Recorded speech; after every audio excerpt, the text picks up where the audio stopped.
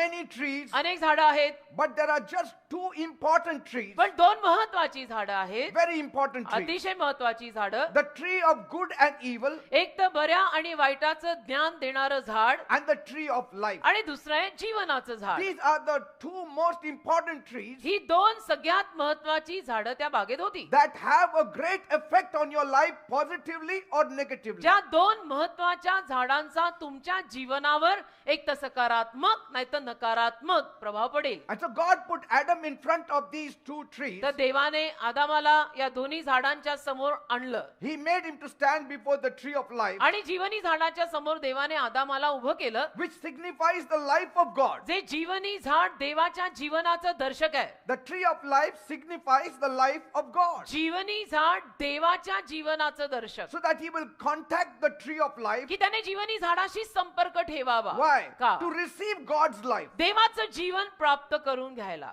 That amen. was God's hallelujah. plan. ही देवाची योजना.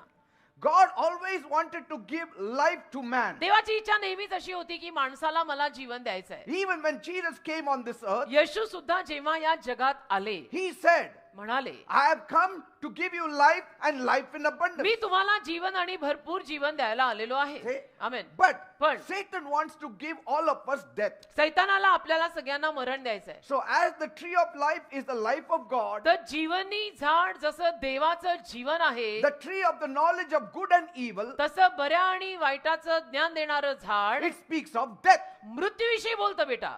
That speaks of death. ते मृत्यूविषयी बोलतं. The life that comes from the tree of life, जीवनी झाडातून येणारं जे जीवन आहे, it gives you joy, peace, happiness, abundance, satisfaction. ते तुला आनंद, शांती, खुशी, समाधान, तृप्तता देतं. Amen? Amen. But the tree of good and evil, पण बऱ्या आणि वाईटाचं ज्ञान देणारं झाड it gives you sorrow, pain, trouble and death. तुला दुःख, वेदना, त्रास आणि शेवटी मरण देतं. And Satan stands behind the tree of good and evil. आणि सैतान बऱ्या आणि वाईटाचं ज्ञान देणाऱ्या झाडामागे आहे.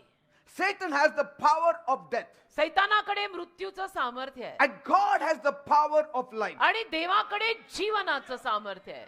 Are you getting me, people? कळतंय का मी काय म्हणतोय? The tree of knowledge of good and evil बऱ्या आणि वाईटाचं ज्ञान देणारं झाड shows दाखवतं that in the universe की सृष्टीत there is not only God, फक्त देव आहे असं नाही, but there is also Satan. तर देव आहे आणि सैतान सुद्धा आहे.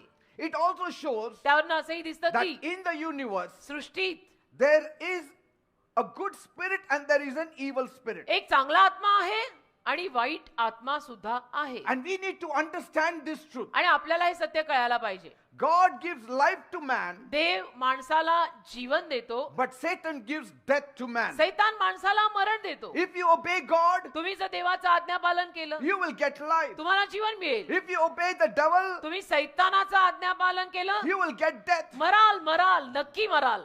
That means म्हणजे it is possible for man माणसाला हे शक्य आहे. to contact Satan and receive death. माणसाने सैतानाच्या संपर्कात येऊन त्याला मरण येणं शक्य आहे. Because कारण God gave mankind a free choice. देवाने मानव जातीला आणि प्रत्येक माणसाला मुक्त इच्छा दिली की तुझं तू ठरव आणि तू निवड. He did not make us robots. त्याने आपल्याला रोबोट किंवा मशीन बनवलेलं नाहीये. He has given us free choice. आपल्याला मुक्त इच्छा देवाने दिलेली आहे. बघ, तोलमाप कर, तू ठरव If तुला God काय has हवंय. given us free choice, आणि देवानेच आपल्याला मुक्त इच्छा दिलेली आहे, just little bit, that speaks of God's love. तर त्यातून देवाच्या प्रेमाविषयी बोललं जातं. Out of God's love comes forth a gift, and that is a free choice. देवाच्या प्रीतीतनं एक दान येतं आणि ते दान म्हणजे मुक्त इच्छा. So, if man contacts Satan, तर जर माणसाचा संपर्क सैतानाशी झाला he will get death. तर त्याला मरणच मिळणार. But if man contacts God, पण जर माणसाने देवाशी संपर्क साधला he will get eternal life. त्याला अनंत काळचं जीवन मिळणार.